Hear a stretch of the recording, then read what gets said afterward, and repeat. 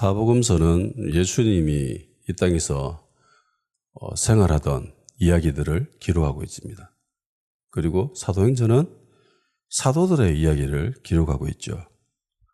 예수님의 제자들 가운데에 전반부를 보면은 베드로가 이야기의 중심을 이끌고 있습니다. 그리고 후반부로 가면은 이제는 베드로가 아니라 바울이 이야기에 이끌고 가죠. 간략하게 보면은 이렇게 두 파트로 나눌 수 있습니다. 그리고 오늘 본문에 나오는 이 베드로의 모습을 끝으로 해서 이제 베드로는 이야기의 주된 흐름에 등장하지 않습니다. 이제부터는 13장부터는 바울이 전면에 드러나죠.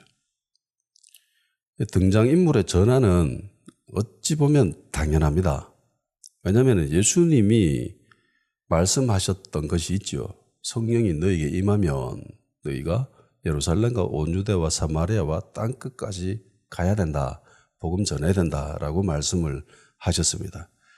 그래서 복음의 시작은 예루살렘으로부터 시작을 하죠. 주님이 예루살렘 떠나지 마라라고 했습니다. 떠나면 안 된다라고 했어요. 그래서 예루살렘을 안 떠나고 거기서 성령을 받았습니다. 그런데 가야 되는데 온 유대로 계속 이 사람들이 머물러 있었어요. 그래서 스데반 집사의 순교를 기점으로 해서 예루살렘의 유대인들을 핍박을 했지만 그것은 하나님 관점에서는 하나님의 사역이 확장되는 거였습니다. 그래서 핍박받던 그리스도인들이 흩어지죠. 온 유대로 흩어지고 사마리아로 흩어지고 그래서 빌립 지사가 사마리아 가서 복음을 전하고 이제 이윽고 안디옥 교회 이방 지역인 이방인이 주를 찾아오고 있던 이 안디옥 지방까지 복음이 전해졌고 그리고 거기에 하나님의 은혜로 놀라운 부흥이 이루어졌습니다. 그러니까 이제는 본격적으로 이방인 세계로 뻗어가야 되죠. 그러니까 이전까지는 당연하게도 베드로가 이야기의 중심일 수밖에 없습니다. 그리고 이방인 지역이 주된 무대로 등장하기 때문에 이제부터는 바울이 될 수밖에 없지요. 왜냐하면 베드로는 유대인의 사도였고요. 그리고 바울은 이방인의 사도였기 때문입니다. 갈라디아서 2장 7절에서 9절입니다. 도리어 그들은 내가 무할례자들에게 복음 전함을 맡은 것이 베드로가 할례자에게 맡음과 같은 것을 보았고 베드로에게 역사하사 그를 할례자의 사도로 삼으신 이가 또한 내게 역사하사 나를 이방인의 사도로 삼으셨느니라. 또 기둥같이 여기는 야고보와 게바와 요한도 내게 주신 은혜를 알므로 나와 바나바에게 친교의 악수를 하였으니 우리는 이방인에게로 그들은 할례자에게로 가게 하려 함이라. 그러니까 바울이 자신과 바나바는 이방인의 사도, 바울 본인은 이방인의 사도로 부름받았고 하나님 주님이 사명을 주셨고 그리고 베드로는 유대인의 사도로 할례자들을 사도로 그렇게 사명을 주셨다라는 겁니다. 그리고 여타 다른 제자들은 유대인들에게 복음을 전하는 그 방향으로 가고 그리고 자기와 바나바는 이방인들에게 복음을 전하는 방향으로 나아갔다라는 거죠. 그래서 예루살렘에서 시작되어서 이제는 땅끝까지 전해지는 이 복음의 스토리에서 이전까지는 베드로가 중심이었지만 이제부터는 바울이 무대의 중심에 서게 되는 겁니다. 주님은 베드로를 유대인의 사도로 삼으셨습니다. 그리고 그 주님이 바울을 이방인의 사도로 삼으셨습니다. 근데 어찌 보면은 개인의 그런 열정, 소망, 기대 이런 것하고는 살짝 별개로 하나님이 예수님이 바울을 택한 모습입니다. 왜냐하면 성경을 읽어보면요. 바울은 이방인보다 오히려 유대인들에게 더 심한 애착을 가지고 있습니다. 그러니까 이방인들에게 복음을 진짜 미친 듯이 전하고 있지만은 실상 자기 마음의 간절한 소망은 유대인들이었습니다. 이방인들이 복음의 대상이었지만 자신의 마음은 심리적 애착은 유대인들에게 더 밀접하게 붙어 있었습니다. 로마서 9장 3절이에요. 나의 형제 곧 고륙의 친척을 위하여 내 자신이 저주를 받아 그리스도에게서 끊어질지라도 원하는 바로다. 그러니까 바울은 복음을 전하니까 이방인들은 잘 받아들이거든요. 꽤. 근데 유대인들이 안 받아들여요. 이게 너무너무 가슴이 아팠어요.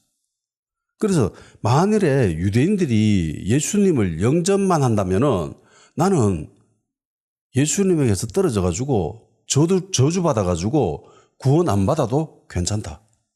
라는 소리를 하는 거예요. 그러니까 정말 유대인들을 향한 이 바울의 마음을 잘 표현하고 있죠. 정말 유대인들을 사랑했습니다. 바울은. 그렇다고 본인이 이방인의 사도로 부름받은 이 사명을 소홀히 하거나 게을리 하거나 태업한다거나 이런 적은 전혀 없죠. 열정이 식는다거나 이런 적도 전혀 없습니다. 보면은 진짜 광인입니다. 그야말로 광인이에요. 미친 사람 같습니다. 그래서 대놓고 이야기하죠. 바울아, 네가 미쳤다. 네가 공부 너무 많이 해가지고 머리가 돌았지. 그런 소리까지 듣습니다.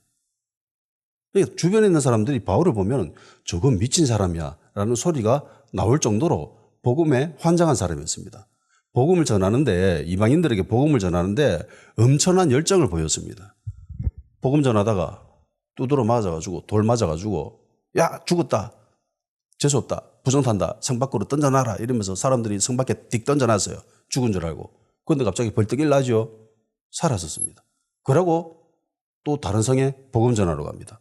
그러니까 이걸 못 보면 진짜 그야말로 미친 사람이에요.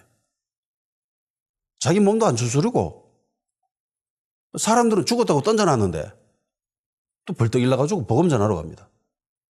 피 질질 흘리면서.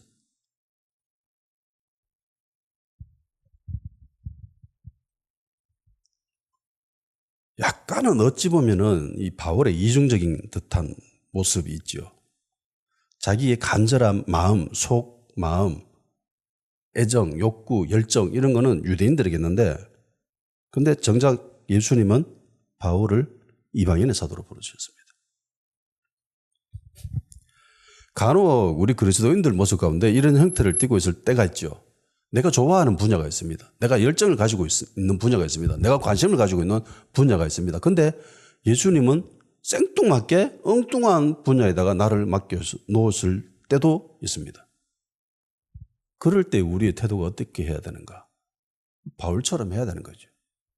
바울처럼. 내가 관심 없다고, 나 여기 별로 애정이 없는데요, 열정이 없는데요 이러면서 그걸 소홀히 하거나 게을리 하거나 그러지 아니하고 정말 열심을 다해서 죽을 힘을 다해서 자기에게 주어진 사명을 감당하지만은 그 마음 속에는 자기가 진짜 바라고 있는 그쪽 분야에 대해서 정말 열정을 가지고 기도하는 마음을 가진다는 것. 이게 정말 멋진 그리스도인들의 모습이 아닌가 생각을 합니다. 바울은 유대인들에게 더 관심과 애정이 있었지만은 이방인의 사도로 부르심에 정말 잘 순종했습니다. 잘 감당했습니다.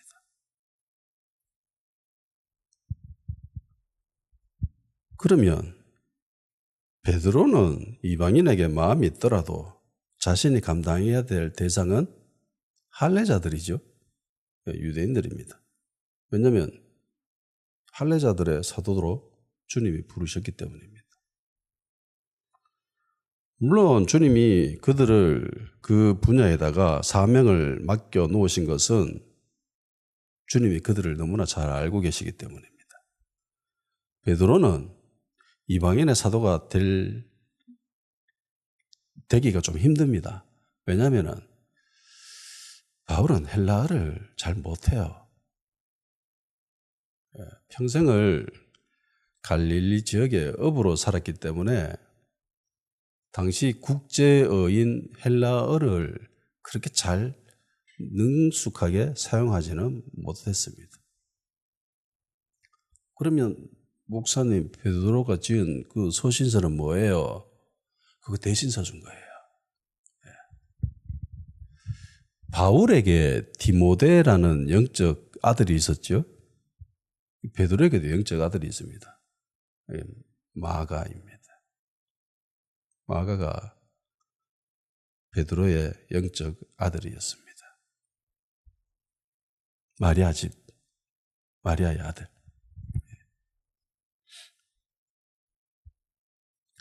반면에 바울은 헬라 지역 출신이죠. 지금의 터키에 있는, 터키 남부 쪽에 있는 그쪽 지역 출신입니다. 그래서 태어날 때부터 이 사람은 로마 시민이었고 시민권자였고 그리고 헬라 문화와 헬라어에 익숙한 환경에서 자랐기 때문에 히브리 문화도 능통하고 그리고 헬라 문화도 아주 익숙한, 그러니까 이방인의 사도로 부름받기에 제일 적합한 인물이 바울이죠. 지식도 상당했거든요. 해서 고급 지식을 소유하고 있었던 그리스 사람들을 상대할 수가 있었습니다. 그래서 바울의 그런 이야기들을 들어보면은 그리스 사람들의 그런 철학적인 부분도 건드리죠. 그리스 사람들은 시간 날 때마다 철학 이야기 했거든요. 시간 날 때마다. 뭐 광장에 아고라 모여가지고 철학 이야기를 했습니다. 취미였어요, 얘네들이. 우리가 시간 날 때 유튜브 보듯이 이 사람들은 시간 날 때 아고라에 모여서 철학 이야기를 했습니다.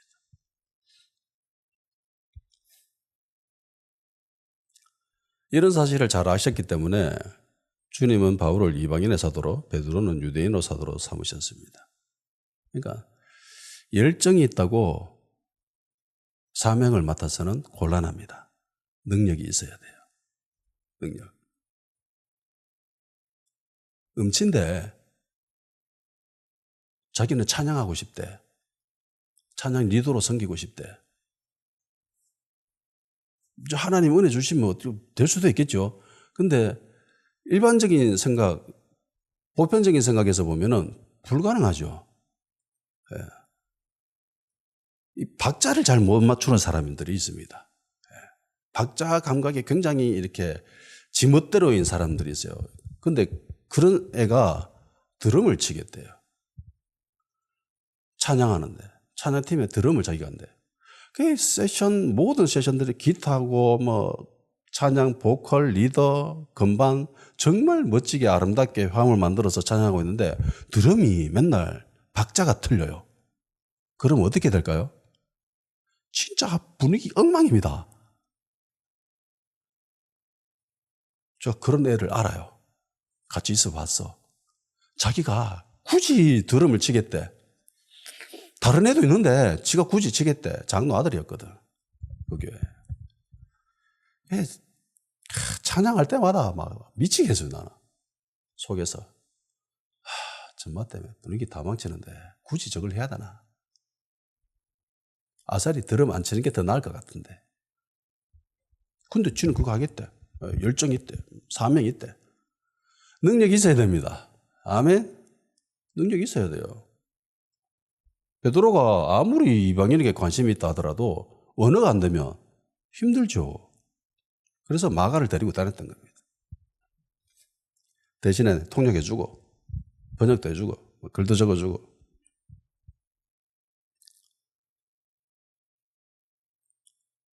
근데 뭐 가끔은 능력이 없어도 주님이 사명을 주실 때도 있습니다.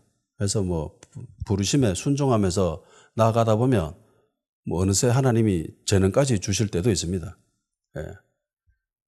대구에서 좀 유명한 찬양 사역자인 사람을 아는데 자기는 원래 음치래요. 근데 주님이 부르셔가지고 순종했더니만 뭐 지금은 대구에서 제일 유명한 찬양 사역자가 됐다고. 예. 제 판단에는 그렇습니다. 음치인지는 정확하게 모르겠지만 그전에는 제가 모르니까. 어쨌든 본인은 그렇게 얘기하더라고요. 그러니까 가끔은 이런 일도 있습니다. 재능이 없더라도 주님 부르심에 순종하며 나갔을 때에 재능까지도 채워주시는 그런 모습을 적지 않게 볼 수 있죠. 자, 본문에 등장하는 베드로의 모습을 한번 봅시다. 베드로가 대문을 두드리고 있었죠. 그리고 사람들이 두드리고 있는 베드로를 발견하고 문을 열어줍니다. 그리고 굉장히 놀라죠. 그리고 난 뒤에 베드로가 제일 먼저 취한 행동이 있습니다. 베드로가 그들에게 손짓했다. 어떤 손짓? 조용하라는. 우리로 치면은 이거죠. 쉿, 쉿.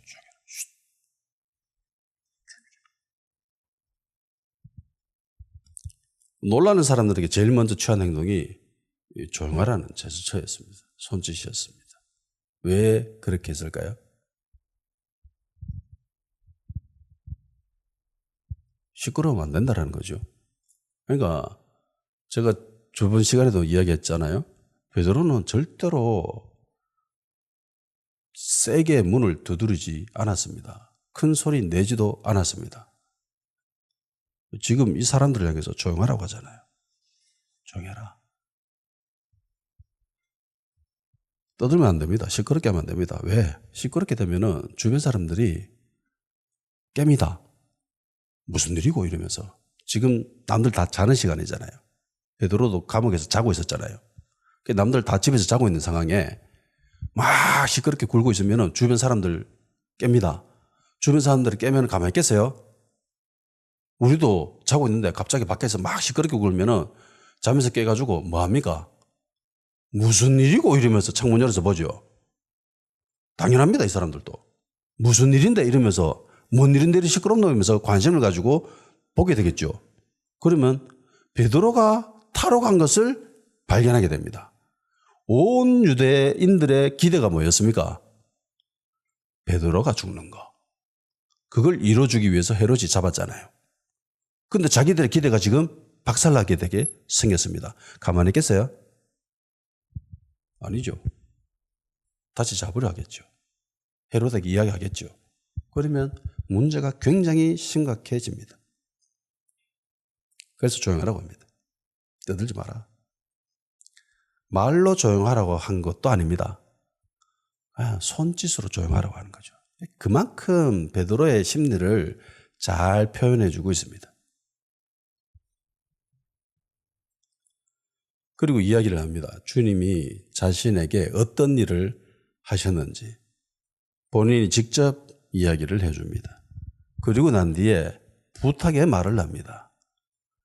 야고보와 다른 형제들에게 좀 전해줘 라고 합니다. 자기가 겪었던 일, 지금 당신들이 들었던 이 이야기를 야고보와 다른 성도들에게도 좀 전해주세요 라고 이야기를 합니다. 그러니까 지금 예수님의 동생 야고보는 마리아 집에 있다 없다?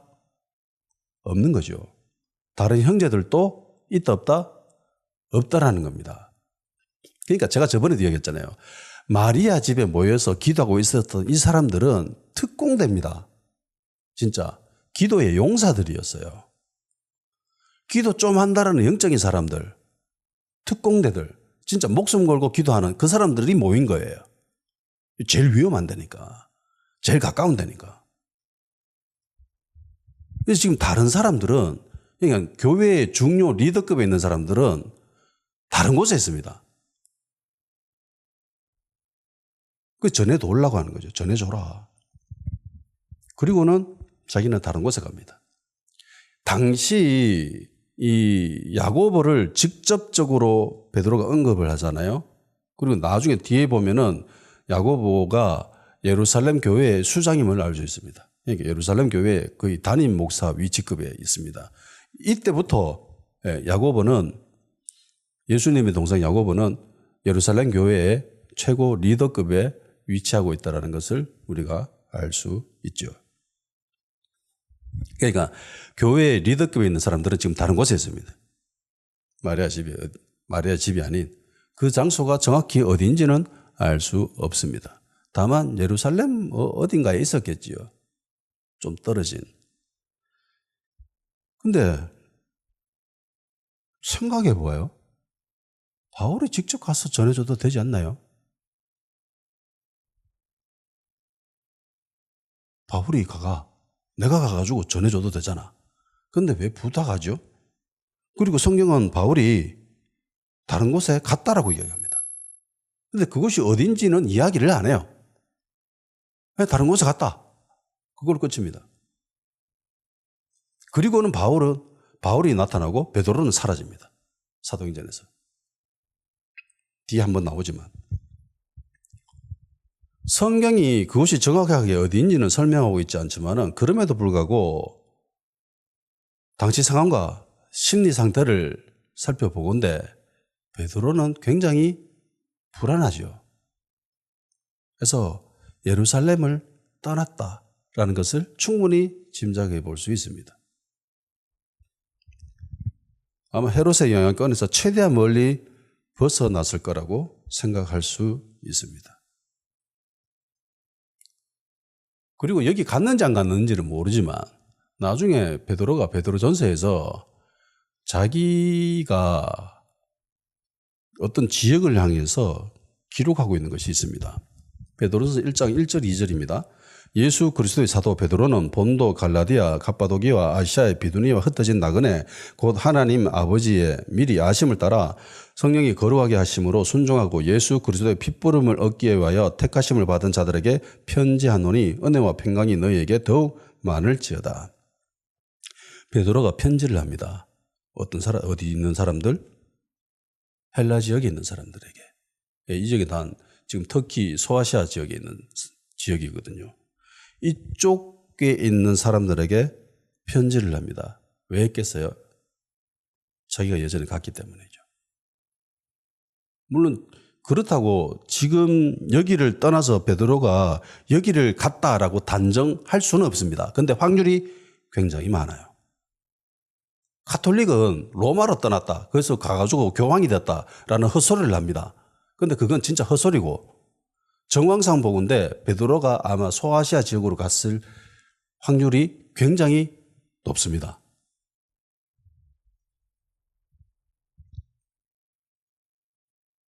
여기는 헬라 영향권에 속한 곳이고 헬라어를 사용하는 곳이거든요. 헬라어에 익숙하지 않는 베드로 입장에서는 이곳은 굉장히 좀 버거워요. 그리고 성경엔 베드로가 마가를 향해서 자기의 아들이라고 합니다. 베드로전서 5장 13절 택하심을 함께 받은 바벨론에 있는 교회에게 너희에게 문안하고 내 아들 마가도 그리하느니라. 그러니까 자기 아들이라고 이야기하죠. 마리아의 아들인데 자기 아들이다라고 이야기합니다. 학자들은 대부분 이렇게 이야기합니다. 마가가 통역했다. 통역해줬다. 베드로. 그리고 마가가 대신 대필해줬다라고 이야기합니다. 그리고 마가가 기록한 복음서가 있죠. 마가복음입니다. 마가는 예수님의 제자는 아니었어요. 엄밀히. 근데 복음서 중에서 제일 먼저 기록한 게 마가입니다. 왜요? 왜 그렇게 됐을까요? 예수님의 제자 마태도 있는데 왜 마가가 제일 먼저 기록했을까요? 베드로 아들이잖아요. 베드로의 얘기를 누가 제일 많이 들었겠습니까? 베드로와 늘 항상 함께 동역했는데 베드로가 설교를 할 때마다 이야기를 전할 때마다 복음을 전할 때마다 제일 많이 들은 사람이 누굴까요? 마가죠. 그래서 마가복음은 굉장히 구어적인, 그러니까 문어체가 아니라 구어체 형식으로 쓰여져 있습니다. 그리고 굉장히 이렇게 좀 직설적이고 직관적인 그런 문체로 기록되어 있습니다. 그래서 야성미가 있어요. 마가복음은.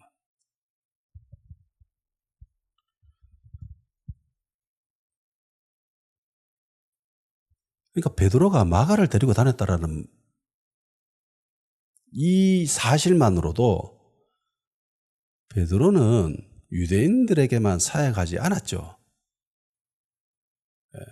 이방인 사역을 했습니다. 요즘 수많은 북한의 엘리트층에서 대한민국으로 귀순합니다. 그래서 사람들이 이야기합니다. 엘리트 계층에 있는 사람들이 귀순한다는 것은 북한 체제가 한계에 다다랐다는 증거다라고 이야기합니다. 예전에도 귀순한 사람들은 많았습니다. 그런데 먹고 살기 힘들어서 살려고 그렇게 탈출한 사람들도 있었죠. 근데 옛날에도 가끔 엘리트들이 귀순했던 적이 있습니다.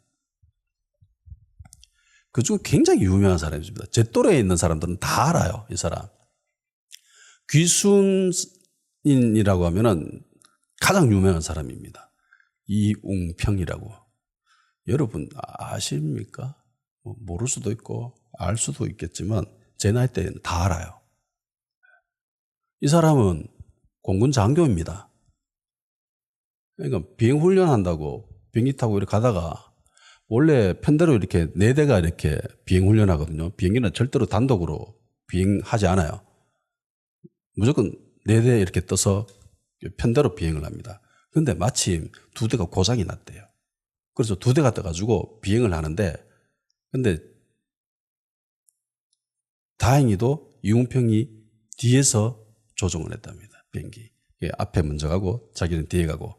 그러니까 탈출하기 훨씬 더 쉽죠. 그래서 미국이 타고 초저고도 비행을 하면서 대한민국으로 귀순했습니다. 초저고도란 지상 50m에서 100m입니다. 이게 굉장히 힘들어요. 진짜 목숨 걸고 비행해야 됩니다. 그러니까 레이더도 꺼야 되고 뭐 아무런 그것 없이 오로지 나중에 이야기를 하는데 KBS를 굉장히 많이 들었대요, 라디오를. 그래서 그 KBS 라디오 주파수를 맞춰놓고 그 주파수 방향대로 갔답니다. 방향을 모르니까 잘못하면 뭐 엉뚱한 데로 갈 수 있으니까. 그래서 그때 기억이 나요. 난리 났습니다, 그때 진짜. 미국 19기를 이끌고 귀순을 했으니까 이게 진짜 대박이었습니다, 그때. 이 사람이 왜 귀순을 했냐면은 뭐 원산 바닷가에서 해수욕 가다가 휴가 가가지고 그 라면 빈 봉다리를 보고 그 글 보면서 이게 생각의 패러다임의 전환이 일어났다는 거죠. 그 글이 뭐냐면은 판매 유통 과정에 변질이나 훼손된 제품은 판매점이나 대리점에서 교환해 드립니다. 이 문구를 보고 충격을 받았대요. 아, 남조선은 이런 사소한 것에서도 인민의 편의를 도모하는구나. 그런데 지상천국이라고 하는 북한은 뭔가? 라는 생각을 하게 된 거죠. 예. 평소에 라디오를 자주 듣고 그걸 또 주변 사람들한테 이야기도 하고, 근데 마침 그날 귀순하는 그날 보위부 측에서 네 이번 비행이 마지막이 될 수 있어 이런 말을 들었답니다. 그러니까 어떻게 하겠어요? 토껴야죠. 그래서 비행기를 이끌고 내려왔습니다. 그래서 보상금을 받아요. 보로금이라고 합니다. 저도 처음 들어봤습니다. 보로금. 뭐 자신이 가지고 있는 정보에 대한 대가 성의 금액입니다. 지금은 최대 금액이 5억이라고 합니다. 그런데 1983년 이웅평이 받은 보로금이 얼마인 줄 아십니까? 15억입니다. 당시에 15억. 당시에 음마아파트가 2천만 원인데 15억을 받았어요. 그러니까 대박이죠. 진짜 말로 이분은 갑부가 됩니다. 그리고 공군에서 계속 꾸준히 장교 생활을 합니다. 나중에 대련까지 달다가 2002년 병원에서 죽습니다. 사인은 간기능 부전증입니다. 그러니까 간이 망가진 거죠. 왜 망가졌느냐? 과도한 음주와 극도의 스트레스입니다. 술을 엄청 마셨다는 거죠. 그 엄청난 스트레스를 받았다는 겁니다. 그리고 또 다른 유명한 귀순자가 있습니다. 이한영이라는 사람입니다. 이 사람은 김정일의 아내의 언니의 아들입니다. 처조카지요. 김정일의 처조카입니다. 로얄 패밀리예요. 얘는. 어릴 때 굉장히 친했습니다. 김정일이하고. 그래서 아주 세밀한 정보까지도 다 알고 있었던 사람이에요. 이 사람이 북한에서 보낸 첩자에서 총을 맞아서 죽게 됩니다. 저도 그때 뉴스를 봐서 기억이 나요. 아파트 그 현관 그 엘리베이터 그쪽에서 총 맞아가지고. 이 사건을 계기로 이 웅평이 엄청난 스트레스를 받습니다. 그래서 죽어요, 결국은. 이한영의 본명은 이일남이에요. 근데 당신 안기부죠. 안기부가 한국에서 영원히 살라라는 의미로 한영이라는 이름을 지어줬습니다. 그래서 취직도 시켜주고, 취직한 데가 어디냐면 KBS입니다. KBS PD. 러시아 유학을 했기 때문에, 소련 유학을 했기 때문에 러시아를 굉장히 잘했어요. 그래서 러시아 소련 담당 PD로 채용돼서 그렇게 직장 생활도 했는데, 뭐 하다 보니까 뭐 돈이 좀 이렇게 보이든지 사업에 뛰어들죠. 부동산에. 그러다가 너무 많이 띵감아가지고 고발당해가지고 결국은 감옥에 들어갑니다. 그러고 난데 이것저것 사업 몇 개 하다가 다 말아먹어요. 그래서 힘겹게 살아가고 있는데, 그래도 먹기 살기 힘들잖아요. 결혼도 하고 애도 있고 이런데. 그래서 지원 나오는 거 100만 원 지원 나오면은 50만 원은 딸 교육비로 쓰고 학원비로 쓰고 정말 살기 힘들었죠. 그래서 어떻게 했느냐. 이런 사람들이 보통 하는 게 루트가 뻔합니다. 매스컴에 나와서 떠버리는 거죠. 북한에 대해서, 김정일에 대해서 이야기하면. 그럼 좀 살만하잖아요. 책도 찍고 뭐 이러면. 그런 일을 했어요. 왜 김정일이가 그걸 좋아했을까요? 정말 싫어했습니다. 그래서 김정일 생일날 죽여버립니다. 이 사람이 살려고 이름 개명했죠. 그리고 신분 세탁합니다. 그리고 성형수술까지 합니다.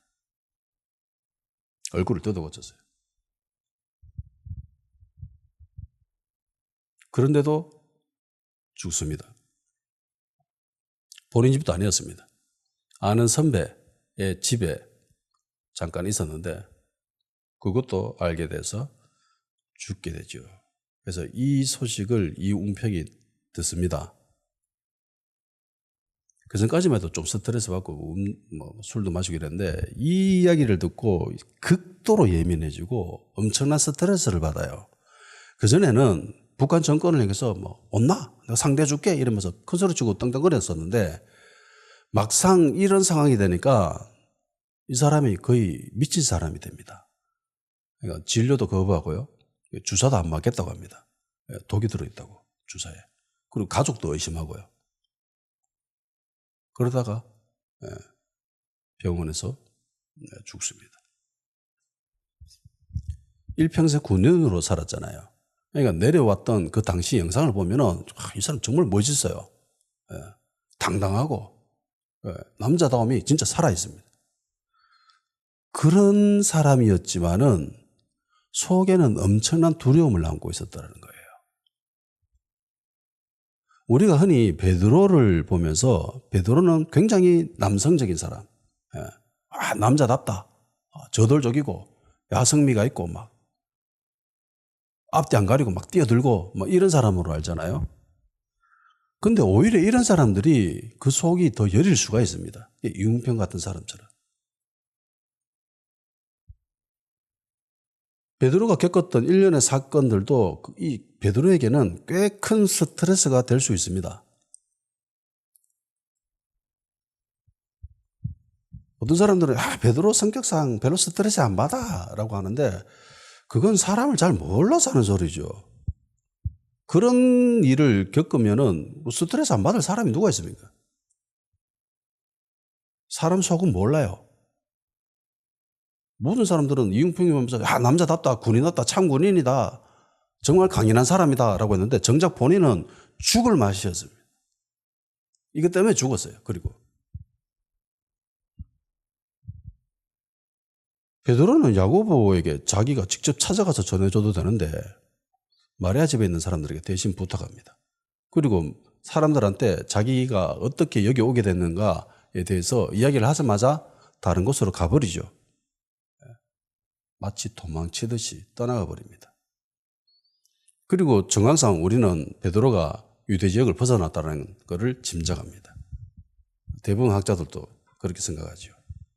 그리고 베드로는 베드로전서의 1장에 자기가 이방 지역에서 사역했다는 것을 기록하고 있습니다.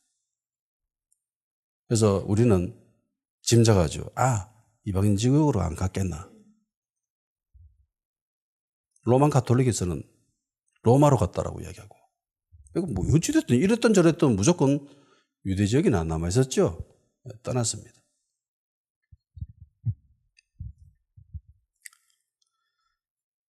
유대인의 사도인데 왜 유대 지역을 떠나서 했을까요?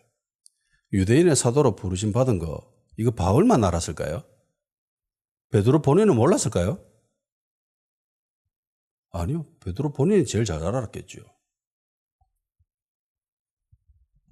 바울이 이방인의 사도로 부르심 받은 걸 바울 본인이 제일 잘 알았듯이 베드로 역시 자기가 유대인의 사도로 할례자들의 사도로 부르심 받은 거 베드로 본인이 제일 잘 알았을 겁니다.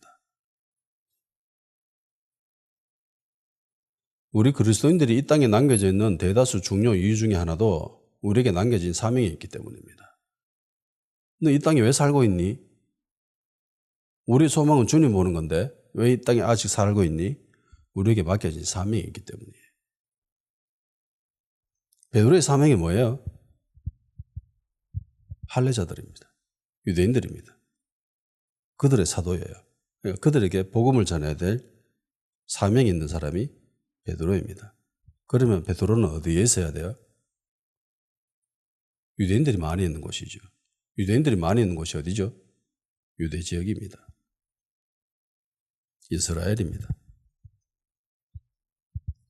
반면에 바울을 한번 보세요. 이방인의 사도로 그는 사명에 정말 충실히 감당했습니다.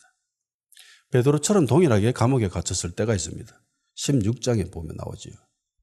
16장 25절 32절입니다. 한밤중에 바울과 실라가 기도하고 하나님을 찬송하며 죄수들이 듣더라. 이에 갑자기 큰 지진이 나서 옥터가 움직이고 문이 다 열리며 모든 사람의 메인 것이 다 벗어진지라. 간수가 자다가 깨어 옥문들이 열린 것을 보고 죄수들이 도망한 줄로 생각하고 칼을 빼어 자결하라 하거늘 바울이 크게 소리질러 이르되 네 몸을 상하지 말라. 우리가 다 여기 있노라 하니 간수가 등불을 달라고 하며 뛰어들어가 무서워 떨며 바울과 실라 앞에 엎드리고 그들을 데리고 나가 이르되 선생들이여 내가 어떻게 하여 구원을 받으리까 하거늘 이르되 주 예수를 믿어라. 그리하면 너와 네 집이 구원을 받으리라고 주의 말씀을 그 사람과 그 집에 있는 모든 사람에게 전하더라. 바울과 실라도 베드로처럼 감옥에 갇혔습니다. 하나님을 찬양했습니다. 기도했습니다. 근데 지진이 일어나더니만 문이 다 열려버립니다.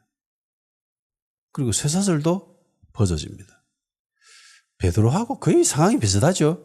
천사가 나타났느냐 안 나타났느냐 그 차이고요. 잤느냐 안 잤느냐 그 차이고 기도했느냐 안 했느냐 그 차이인데 어쨌든 비슷합니다. 유사한 적이 꽤 있어요. 근데 바울과 실라는 계속 그 안에 있어요. 도망친 줄 알고 간수들이 자살하려고 합니다. 그런데 바울과 실라가 네 몸을 상하지 마라. 우리 다 여기 있다. 라고 이야기를 합니다. 베드로를 지켰던 간수들은 어떻게 됐죠? 죽었습니다. 헤롯이 열받아가지고 19절 헤롯이 그를 찾아도 보지 못하며 파수꾼들을 신문하고 죽이라. 라고 명했다. 로마법이 그래요. 자기가 담당하고 있는 죄수가 탈옥을 하잖아요. 그러면 그 죄수가 쓰고 있는 죄명을 자기가 감당해야 됩니다. 베드로의 형벌이 뭐죠? 사형입니다. 그러니까 이 죄수들은 간수들은 다 죽어야 돼요. 몇 명이죠? 4패로 베드로를 감시했다라고 하죠. 16명입니다. 16명이 죽어요. 그런데 바울은 안 갑니다. 우리 다 여기 있다라고 하고 그들에게 복음을 전합니다. 그리고 그들과 그 집안에 있는 모든 사람들이 다 예수님을 믿게 됩니다. 바울의 솔직한 속마음은 유대인들에게 좀 더 쏠려 있었지만은 이방인들에게 미친 듯이 복음을 전했습니다. 목숨 내놓고 복음을 전하죠. 20장 24절 내가 달려갈 기가 주 예수께 받은 사명 곧 하나님의 은혜의 복음을 증언하는 일을 마치려면 나의 생명조차 조금 더 귀한 것으로 여기지 아니하노라. 내 죽는 거 별거 없다. 내 사명 전하는 게 더 중요하다.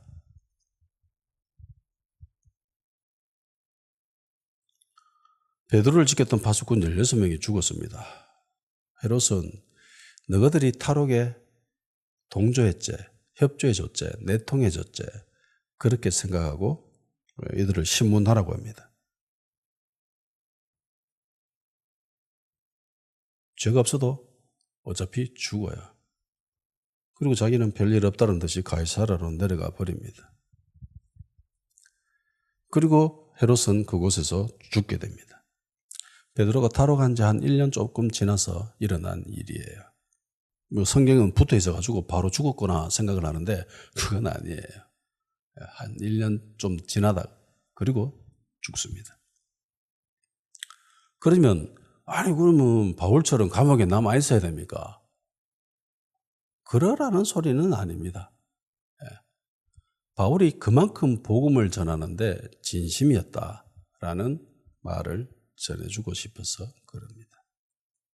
근데요, 베드로의 일생을 쭉 살펴보면은 꽤 흥미로운 부분들이 몇 군데 있어요.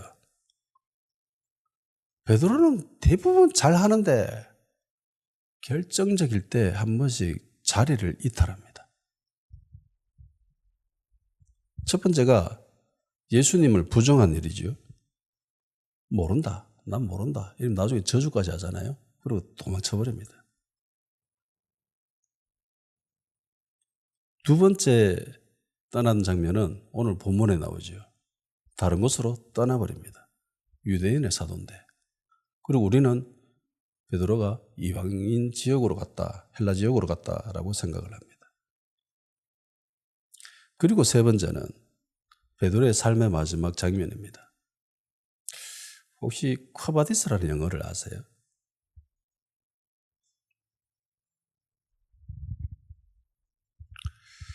그 영화는 이제 베드로의 마지막 장면을 이렇게 그리고 있는 부분이 있습니다.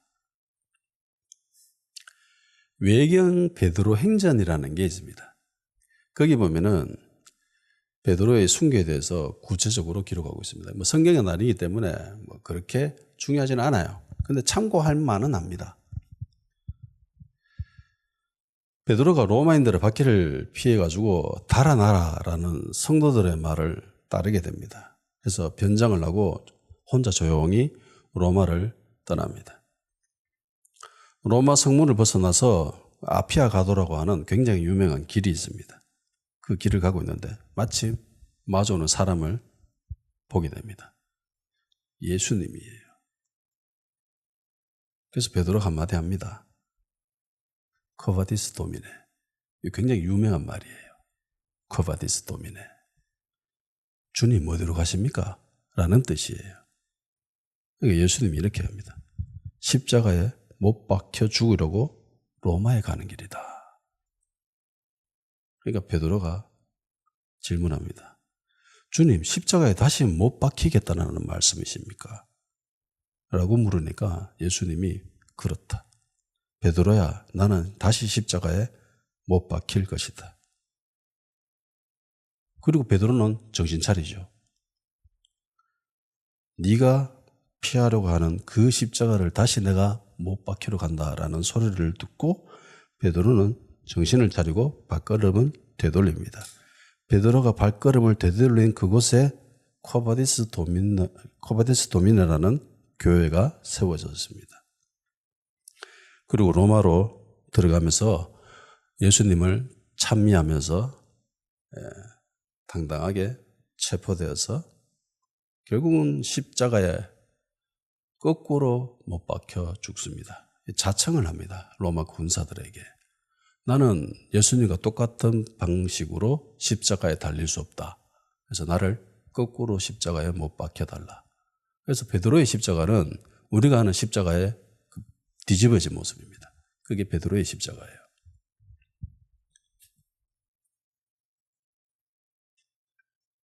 그리고 성도들에게 자기가 봤던 장면들을 이야기해 줍니다. 자기가 어떤 환상을 봤는지, 예수님이 어떤 말씀을 하셨는지. 그래서 코바디스 도미라는 교회가 세워지고, 이 코바디스 도미라는 말은 굉장히 유명한 말입니다. 그러니까 베드로는 결정적일 때마다 살짝 자리를 이탈하는 경향성이 있어요.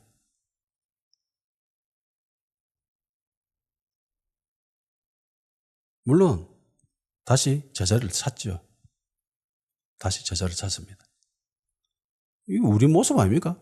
우리가 늘 바울처럼 한결같이 자기의 믿음의 자리를 지키면서 목숨 내놓고 그렇게 신앙생활을 하는 건 드물잖아요. 그런 사람. 베드로 같은 그런 신앙도 솔직히 드물잖아요. 교회 안에. 근데 그런 베드로조차 살짝 자리를 이탈하는 경향성은 있었습니다. 근데 주님의 은혜로 다시 그 자리를 찾지요. 그러니까 우리도 제발 자리를 찾아야 돼요. 주님의 은혜로 주님을 다시 만나가지고 자리를 이탈하더라도 다시 제자리를 찾아 들어가야 됩니다. 믿음을 지킨다라는 거는요, 막 믿음으로 공격하고 막 무너뜨리고 이게 아니에요. 하나님이 나에게 주신 믿음의 자리가 있습니다. 그거 지키는 거예요. 그 자리. 뒤로 물러나면 우리는 멸망에 빠지는 자들이고, 예전 성경에 그렇게 기록해 놨잖아요. 너희들은 뒤로 물러나 침륜에 빠질 자들이 아니요. 너희들은 뒤로 물러가서 멸망에 빠질 자들이 아니다.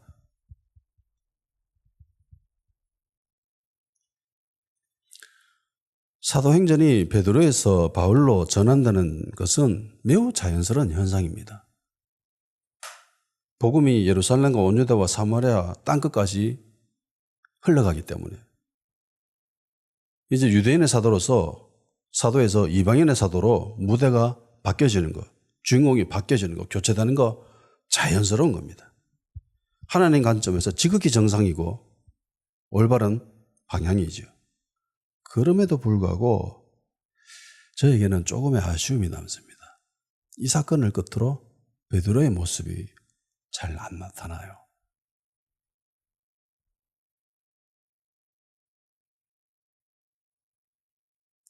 유대인의 사도인데 굳이 그렇게 했어야 됐을까? 헤롯의 손에서 주님이 벗어나게 해주셨는데 너무 몸을 사리는 것은 아니었을까? 라는 그런 그냥 개인적인 아쉬움이에요. 좀 더 담대해도 되지 않았을까? 좀 더 용기를 내고 믿음을 가지고 자기의 자리를 지켰어도 되지 않았을까? 라는 아쉬움입니다. 그렇다고 베드로가 잘못했다는 소리는 아니에요. 충분히 그럴 수 있죠. 우리는 절대로 그거를 정죄할 수 없습니다. 비판할 수 없습니다. 야, 네 유대인의 사도인데 왜 유대 땅을 떠나? 그래가 돼? 그거 당사자가 되지 않는 이상 그거 쉽게 장담 못합니다. 제가 간혹 예를 드는 게 있잖아요. 예전에 일제 식민지 시대 때 총리가 정말 안타까운 몹쓸 짓을 하죠. 신사 참배해도 된다. 우상 숭배도 아니다. 라는 그런 말도 안 되는 결정을 합니다. 누가 봐도 그건 우상 숭배인데. 그 일이 있기 전에 대부분의 모든 교회 목사들은 자신 있게 얘기했습니다. 우린 절대로 신사 참배해서 안 된다. 그거 우상 숭배다 이러면서 막 대놓고 막 비판하고 막 기도하고 그렇게 소리 질렀습니다. 부르짖고. 근데 정작 총회에서 그런 결이 나고 이 결에 따르지 않는 사람들은 교회 목사직에서 제명시켜 버리겠다라는 소리를 듣게 되자 다 그냥 묻어가지요.